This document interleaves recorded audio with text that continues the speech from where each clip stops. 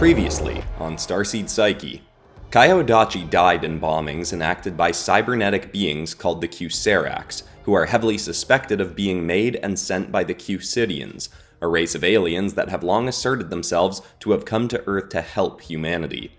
After dying, Kyo met his spirit guide, Yorick, and was told he'd return to his body on Earth, but needed to shape up his life so he could be ready to shake hands with both the love of his life and his arch-rival on the same day, 333 days after returning. Kyo wakes up in his body and gets down to work, suspecting that the love of his life is a part of the Kyuserax fighting military unit called the Suberaith Squadron. Toshiko Yamada invented the tech this squad uses, and she saved Kyo from the Kyuserax on the night of the bombings, before he was later killed by falling rubble. Kyo starts trying to get over his anger issues, get in good physical shape, and get back into dance classes, which he'd abandoned years ago despite loving.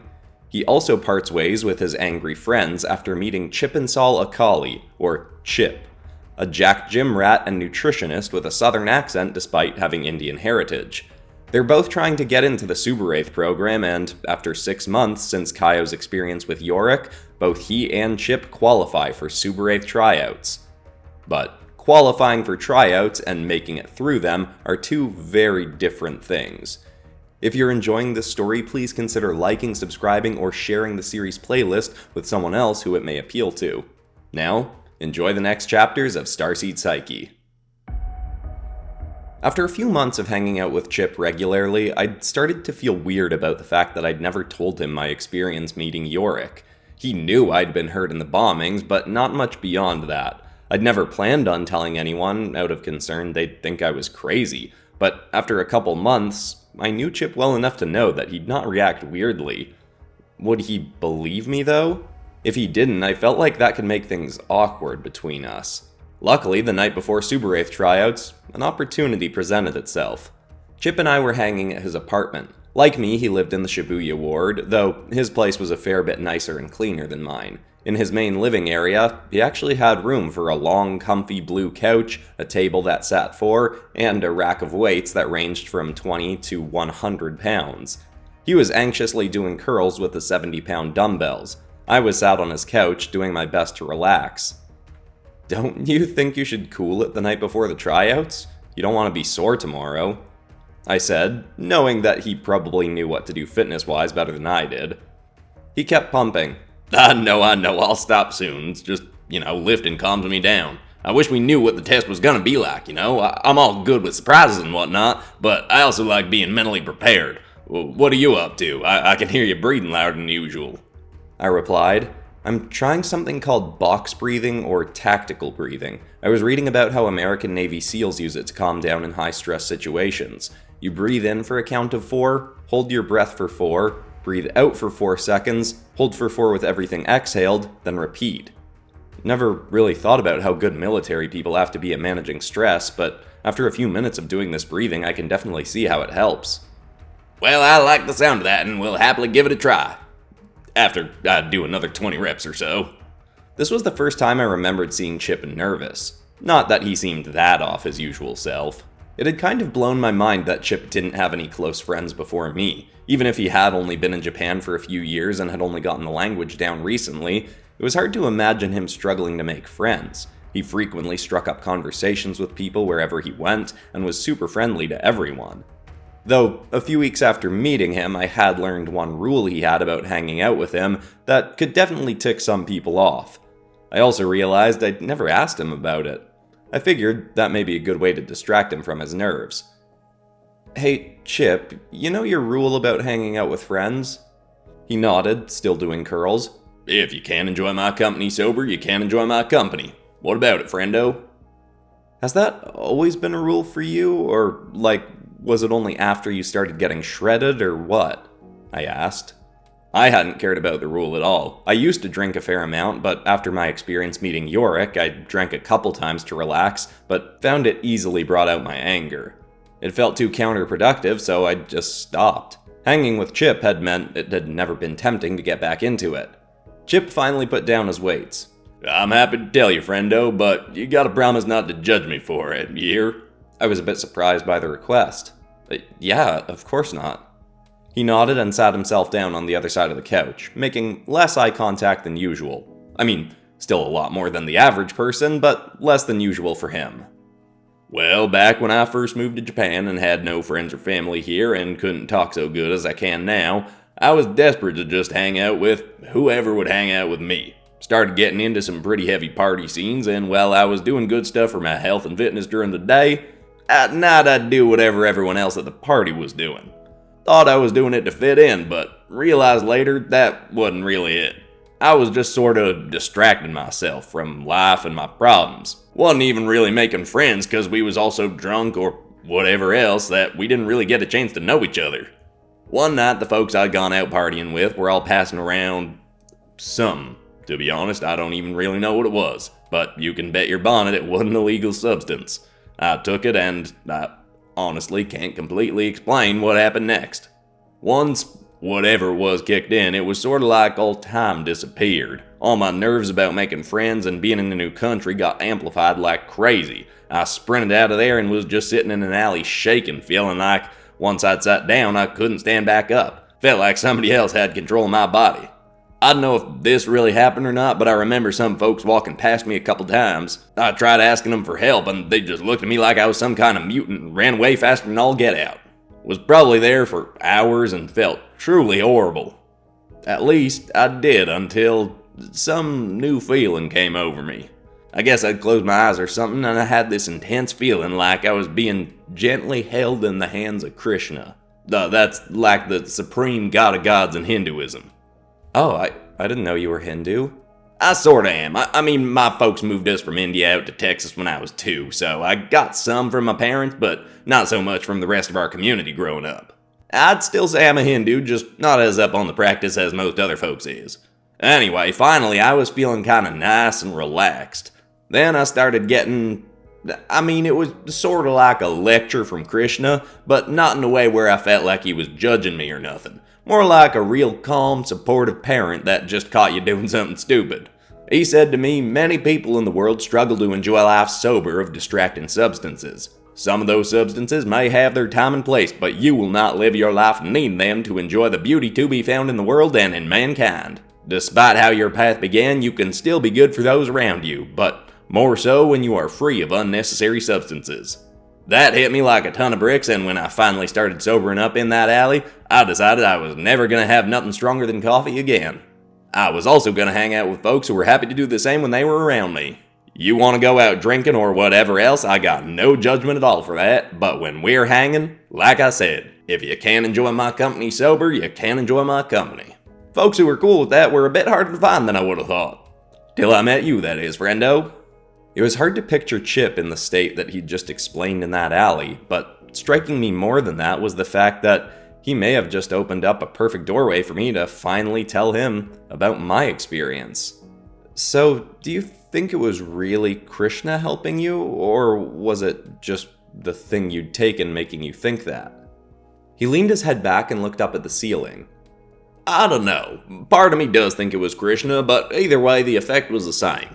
I do believe in things like samsara, the cycle of birth, death, and rebirth. I think we all got an Atman, or soul, or whatever you want to call it. But I also think regardless of what comes after this life, if I'm here, I'm supposed to be here doing my best with what I got. I can worry about what comes after life when I'm dead, you know? After that little NDE, I just feel like I'm supposed to be as present as I can be in the here and now. I sat upright. Wait, what was that last thing? I mean, sorry, that was really nice and inspiring, but what was that last term you just used? Oh, what, you mean an NDE? Near-death experience. Heard a few other stories of folks having them. I don't know if mine counts, cause I might not have actually been on death's door or nothing, but it felt like the same thing other folks who's had them talk about. They nearly die, they meet Jesus or their higher self or God or an angel or whatever deity from their religion they look up to, and that being tells them some important lesson to take back to their life. Always liked the idea. It's like a real-life comic book origin event, you know? Like Uncle Ben dying or something like that, but not so grim. I sat back with a smile. Yorick had used that term, NDE, to refer to our meeting, but never actually explained it. In the mix of so many other things to focus on, I'd never thought to look it up. It was exciting to learn Chip had had a sort of similar experience. Chip noticed that my thoughts were spinning. "What are you thinking, friendo? You look kinda like you saw a ghost, but like it was bringing you cake or something, like a good ghost." I rocked my head back and forth. Well, I guess I kind of did. I sat up and made more intentional eye contact with Chip than usual. "Alright, it's my turn to tell you something, and you have to not judge me for it. I probably should have trusted you with this a long time ago."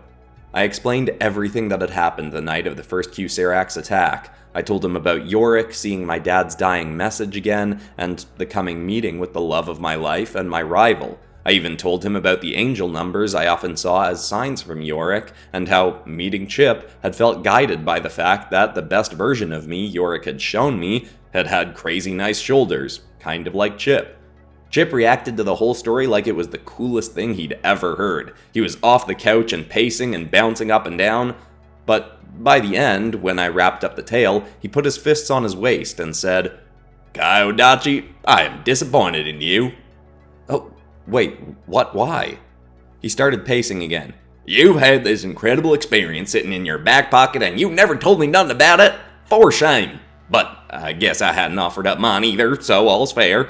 No wonder you always want to skip the shoulder day, and why you're always looking at pictures of that Toshiko Yamada gal from the Suberaith Squadron." "Well, I'm not always looking at pictures of—" "Why, if she is the love of your life, who do you think your rival is gonna be? Do you reckon it might be me? Have we shaken hands before? Wait, no, that wouldn't matter, cause it didn't happen on the right day yet. But it still could. Rivals don't have to hate each other or nothing, right? We just gotta push each other to be better, and we already sort of do that." I was relaxed again and enjoying how into this he was. I did think about the idea that it could be you, but I don't want to force it, you know? Whether or not you're the rival I'm gonna shake hands with, you're my best friend, Chip. I stood up and stuck out my fist. "As soon as I figure out who these people are, you'll be the first to know. Like you said the other day, I'm in this with you, or I'm not in this at all." He stopped pacing and shook his head with a smile. "You can't seriously think you're just getting a fist bump after a bonding session like that? Come here, you!" He gave me a huge hug. I hadn't realized that I'd been holding tension by not telling Chip about my experience with Yorick, but I felt even more relaxed around him after that conversation. I'd try to hold on to that feeling of relaxation the next day, as we headed off to the Suberaith Squadron Tryouts.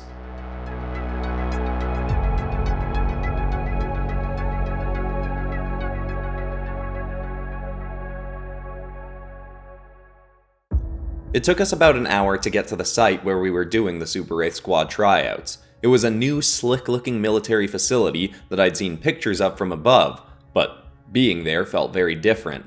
It was a long, gray rectangular building with rows of floor-to-ceiling windows. It had 7 floors stretching nearly 250 meters long. Behind it, running out for another 2 kilometers, were 8 walled-off training tracks with retractable ceilings.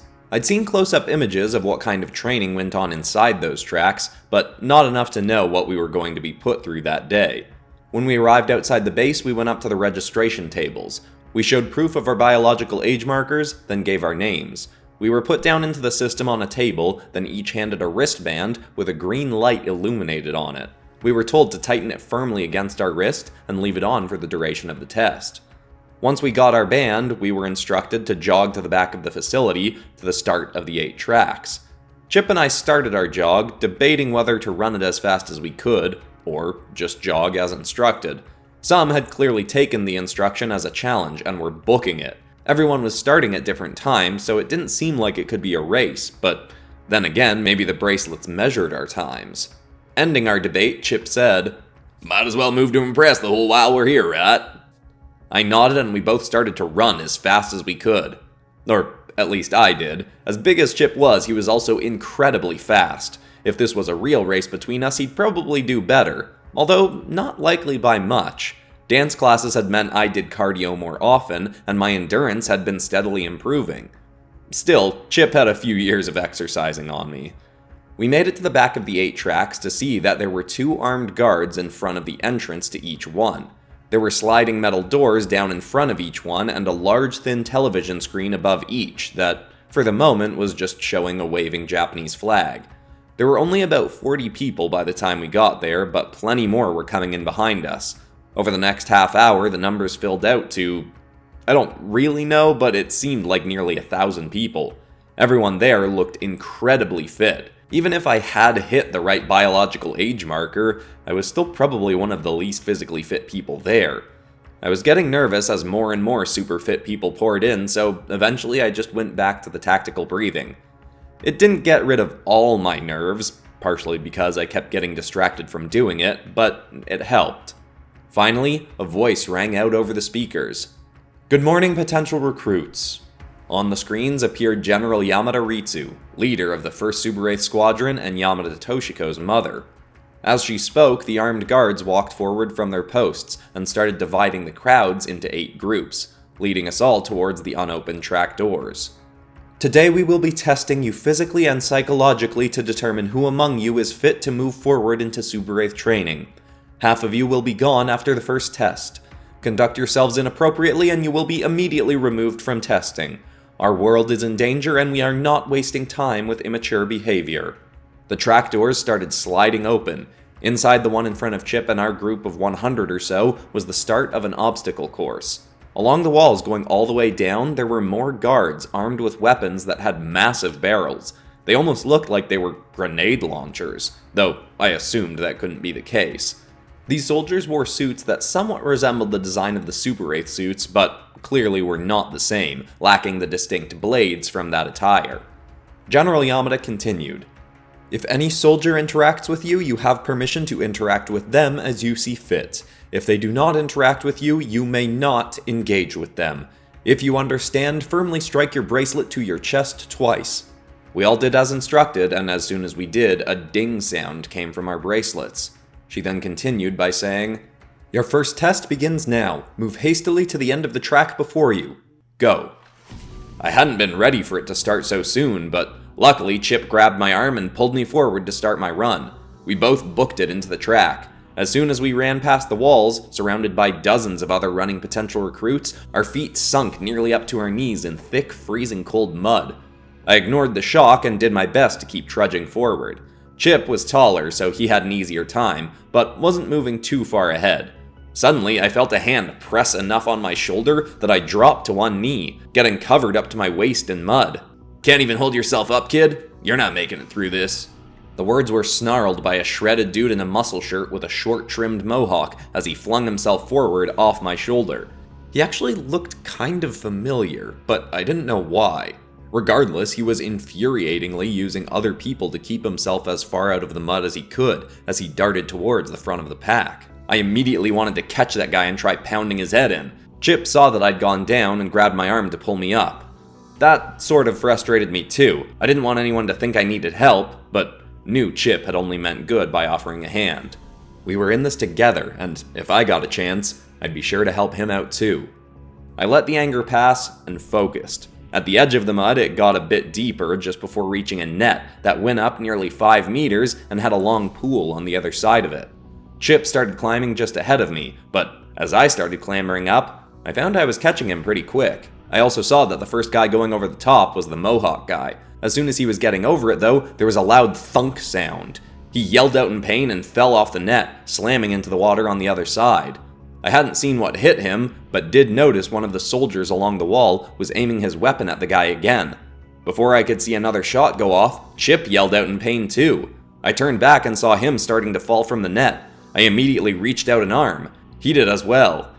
It was a bad idea on both our parts. I had gotten a lot stronger than I once was, but catching a 270-pound guy with one arm was still a no-go. I fell with him back into the mud, getting completely drenched in the stuff. We both sprang back up as fast as we could. Despite how cold it was, the mud burned my eyes as I tried to clear it away. I grabbed Chip's shoulder.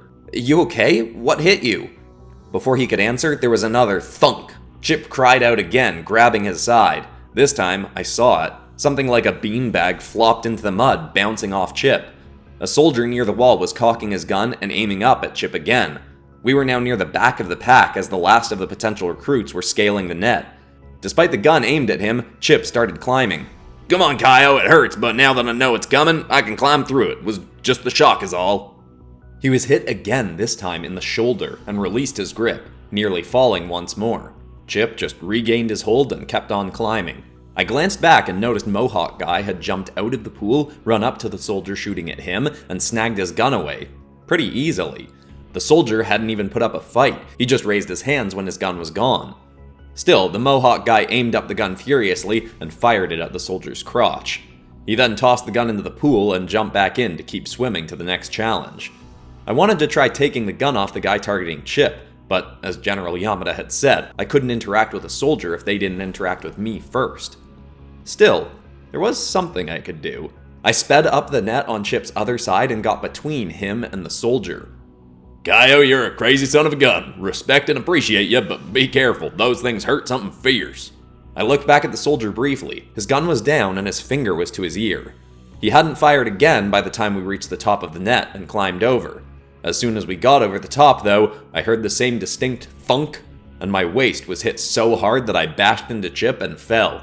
I splashed into the water and was alarmed to feel that it was extremely hot. I'd expected more cold after the mud, but this somehow felt even worse. I flung my arms up and got my head out just to see Chip splash down next to me. He saw that I was good and started swimming. But then I noticed that the soldier was aiming up at him again. I also looked back at the one who'd aimed at the Mohawk Guy. He hadn't gone to retrieve his gun. Maybe if it was taken by a recruit, they weren't supposed to retrieve it. Either way, I could actually do something now, since, technically, even if he'd been aiming at Chip, a soldier had interacted with me. I swam to the side of the pool and leapt out a couple meters from the soldier. I ran over, raising my arms in front of my face as he aimed up at me. There was one more thunk, and somehow that stupid beanbag felt like getting hit in the arms with a brick. But I pushed through, reached the soldier, and snatched the gun. I spun it around and aimed it at him. He raised his hands. My waist and forearms were throbbing from his shots, and I was way past ticked off that he'd slowed Chip and I down so much. But I also didn't want to be like Mohawk Guy. I was only going to shoot this soldier out of anger, not because I thought I was supposed to. He wasn't even putting up a fight with his hands up in surrender. My anger problems may not have been gone, but at that point, I was still better than the urge to succumb to them.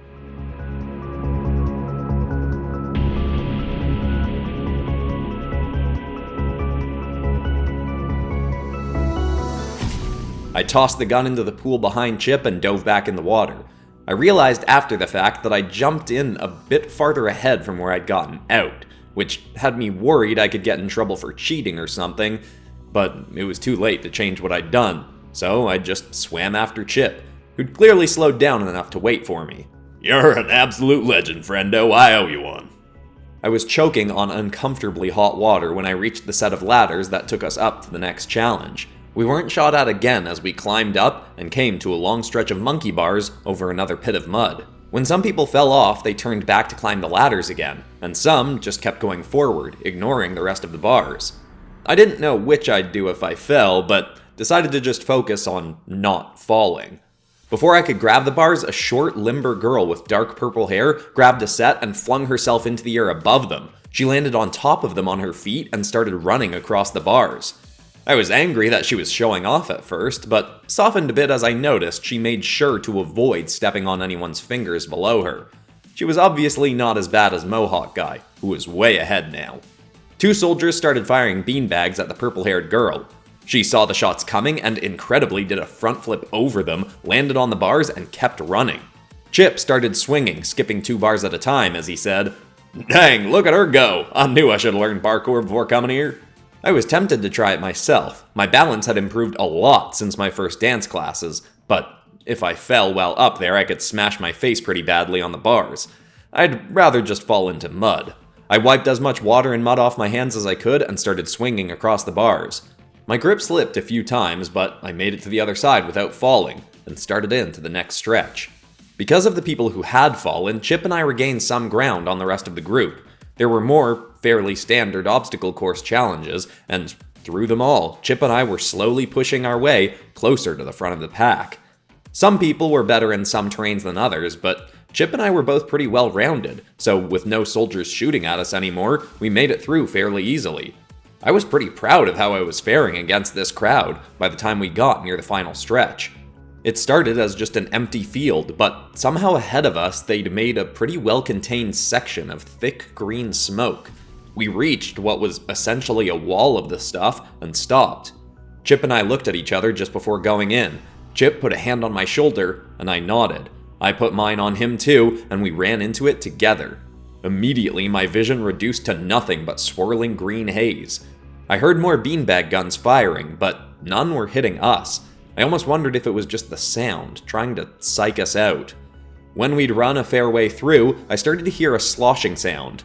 Before I could react to it, the ground beneath me disappeared, and Chip and I both splashed down into more freezing mud. I'd lost hold of Chip, but still heard him. Just when I thought we were done with the mud. You good, Kyo? Yeah, fine, just keep going, I'll see you at the end. We kept pushing forward, wading through chest-high mud. It took a few minutes before the haze ever so slightly started to clear, but before I could actually get out, something clamped around my ankle. I didn't know what it was, but it held me tight enough that I couldn't yank my leg free. I was stuck. Chip called through the smoke from up ahead. Hey, yo, Kyo, I see the end. Where are you at? I yanked my leg again, but it wasn't coming free. Just go, finish, I'm almost there, just stuck on something. I knew he wouldn't go on without me, though. I heard more people sloshing past me towards the end without getting stuck. If I didn't get free, I'd be keeping both of us from moving on to the next round. I started getting furious again. Why was this just happening to me? I knew, though, that I didn't have time to ruminate on that thought. I rolled my eyes and took a deep breath. I plunged my head into the cold muck so I could get my arms down to my ankle. There were 2 foam-padded bars clamped on either side of my foot. I yanked to pull them free as hard as I could, but they barely budged. I pulled and pulled until I was nearly out of breath. I was going to have to go back up for air, but just before I did, I decided to try feeling around the device holding me. As my lungs were starting to burn, my hand hit a jutting metal bar near the left side of the device. I grabbed it and wiggled it. When I moved it forwards, nothing happened, but when I pushed it back, the device instantly released, and I was free. I shot my head back out of the mud and called out, I got out, I'm coming! Oh, great, a voice said from about a meter away from me. Chip had jumped back in to come help. We both sloshed through to the end and pulled ourselves out of the mud into the home stretch. 20 meters ahead, about half of the potential recruits were wiping themselves off on a slightly sunken concrete platform, with a dozen soldiers in front of it. They all had long, sparking batons, and they were keeping some of the recruits from reaching the platform, but others they just let right past. I had no idea how they chose what people they attacked. I noticed 2 of them had ganged up on Mohawk Guy, who, despite having disappeared to the front of the pack a while ago, had clearly not been able to finish yet. Are you absolute dirtballs kidding me? This is so stupid. Why are you 2 taking me on? Just let me freaking finish already. He threw a fist and struck one in the face, but then was tased by the other's stick, and he dropped, before quickly picking himself up again. He let out a long string of curses as he tried to swipe at them again. As Chip and I ran, one of the soldiers stepped between us and the platform and readied his weapon. Chip lowered his shoulders as he ran. I reckon getting in our way qualifies as interacting with us. I don't know if he's gunning for you or me, but he ain't stopping us from finishing this thing. Chip and Kyo are going to the Suberaith Squad. Yeehaw! He charged even faster forward. The soldier thrust his stun stick toward Chip, but the burly gym rat leapt towards him. He was stunned in midair, but had enough momentum to tackle the soldier onto the platform with him. They both collapsed to the ground, and Chip was done, leaving a clear path for me. Or so I thought. I was just about there when I felt 1,000 burning fists punched me in the side at once. I collapsed to the ground, a meter away from the end. But then, the soldier that had just stunned me from behind stepped between me and the platform. As I regained control of my body, I tried to roll aside and spring forward, but then felt the burning jabs in my back and lost control of my limbs again. As soon as I could, I scrambled back a few feet. I watched as a dozen more potential recruits ran past me and the soldiers without this guy even giving them a second look. He was just staring me down, as if nothing else existed. I was about to yell at him and ask what his problem with me was. But before I did, I heard the Mohawk guy say almost that exact thing. What is your freaking problem with me, you stupid pieces of... Well, I don't need to repeat everything he said, but he was clearly as ticked off as you could be, and it hadn't gotten him anywhere. He was basically throwing a tantrum at this point, kicking and screaming to no avail. Chip had seen what was happening and was trying to cheer me on. He'd tried to leave the platform to help, but been told to stay back by the soldier he'd tackled. Now that he was done, he couldn't help me anymore. I looked around and saw 4 others, besides Mohawk Guy, were trying to evade and strike the soldiers and failing. Brute strength and speed probably wouldn't work any better for me than for them. Desperate for an idea, I looked around at the ground and the platform for any way out of this. When I noticed the girl with the dark purple hair, she'd finished and was making eye contact with me from the platform. She raised a mud-covered hand and put it in front of her eyes. She then gave me a thumbs up. It took me a second to get what she was saying, but then I looked back at the mud pit, feeling some of it still stinging my own eyes. It was hard to stun a target you couldn't see. I looked back at her for assurance, and she nodded. I smiled and sprinted back towards the pit. My heart sank as more recruits ran past me, going the right way. I had to be one of the very last ones remaining now, but at least I might be able to make it through. I dunked both hands in the mud and scooped up as much as I could, then turned and ran back towards the soldier. He'd moved a little farther from the platform and readied up as I approached. When I was close, I hurled one clump of mud at his face, intentionally aiming a little high. As I hoped, he ducked under it, and I immediately hurled the other clump right in his eyes. The splat struck him dead on, and he flailed the stun stick. I moved to go past him, but then felt another strike to my side and dropped. In his blind flailing, he actually managed to get me, but he still couldn't see. As he rushed to clear his eyes, I regained control of my limbs and desperately crawled forward. I pulled my head and torso over the edge, just as I felt another shock to my back. Thankfully, gravity did its thing. I dropped, falling like a bag of dirt, onto the platform. I was in agony, but I'd made it. Chip helped me up and checked on me, but I assured him I was fine. I mean, I wasn't, I ached all over, but at least I could keep going. That is, if they'd let me. I was glad I'd gotten to the end, but I was so far near the back of the pack, only 15 people crossed after me. When everyone except the people being held off by soldiers were across, the soldiers stood down and let the others go. As soon as they did, the Mohawk guy punched the soldiers who'd been holding him back in the face and stomach before marching through to the platform, cursing up a storm. Once the rest were with us, the voice of General Yamada spoke. I was worried she'd say that anyone in the back half had to leave, since she'd said only half of us would make it through the first test. What she said instead actually felt so much worse. Soldiers, detain the following recruits for improper conduct immediately. Adachi Kyo. She said several other names after me, but I barely heard them. 2 soldiers marched up and grabbed either of my arms and led me into the base. I looked around to see who else was taken and noticed both the Mohawk guy and the purple-haired girl had been grabbed. Maybe she'd done the mud thing too and that was bad form or something, but pairing us with the Mohawk guy seemed like a huge stretch. That guy was the worst. I was led inside through the gray walls, down a floor into a basement, and put in a small room with a large mirror and 2 chairs on either side of a smooth wooden table. A metal bar stuck out the top of the table, and to my horror, they handcuffed me to it. Then left me alone without another word. My heart was pounding. My mind started reeling more than it had in months. I was scared and furious. Had it been the mud thing? Chip had full-on tackled a soldier and he hadn't been taken. Had it been because I'd interfered with the soldier shooting at Chip? Had it been me jumping too far ahead into the pool? Or could this still be part of the test?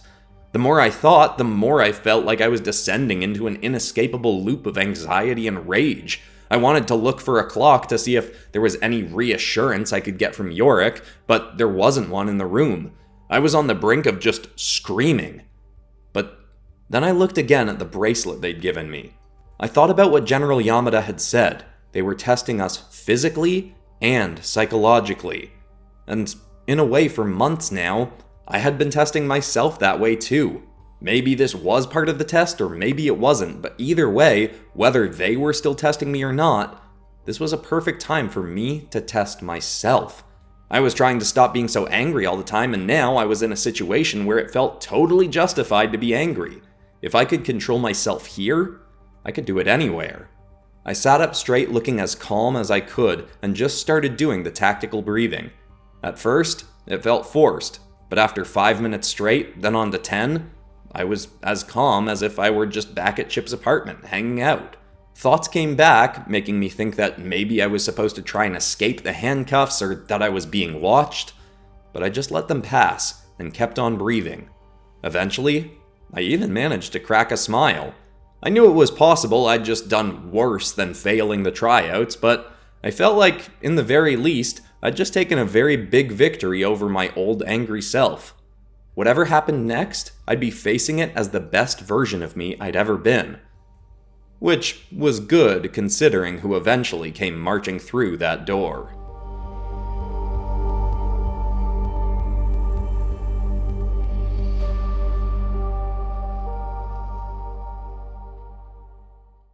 With how long these episodes are turning out, this is going to end up being a long book when it's released. And speaking of book, in case you didn't see the community post that I put out this week, I have had to delay the book launch for Vigilants again, due to an error with the software that I was using for editing and formatting, because the save button doesn't save as effectively as I would have hoped.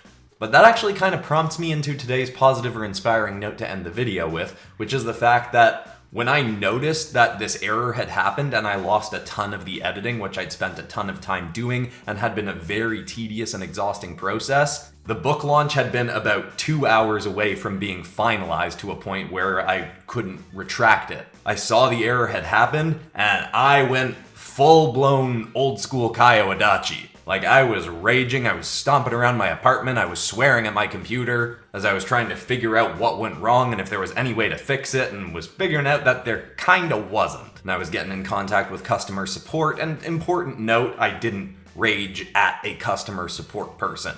I was very frustrated, and I said that I was frustrated with the software, but also made sure to say in the message that I acknowledged that this wasn't the fault of the person that I was talking to. Because that customer support person obviously didn't deserve my rage over a situation they didn't cause. But now, this might not sound like a positive or inspiring note, but the reason I'm bringing it up is because when you've done a lot of work to improve your mental health and your relationship to yourself, that doesn't mean you're going to get to a point where you never react negatively to things. But the point is that you significantly reduce the amount of time that you react to something. Something like that, back in the days before I'd improved my mental health, probably could have ruined like a whole week for me. But because I've learned how to deal with negative emotions in a positive way, first of all, I let myself feel them, but after about an hour and I realized the book was getting delayed no matter what, I couldn't change anything that night, I literally asked myself, am I gonna let this ruin my entire evening? And I obviously didn't want to. So I went to my room and I meditated for 20 minutes. And by the end of that, I was actually in a better mood than I had been earlier that day when I thought the book was finished, because it had prompted me to finally get a proofreader, which I should have done in the first place. So I guess the message I want to leave you with is, if something happens to you that makes you really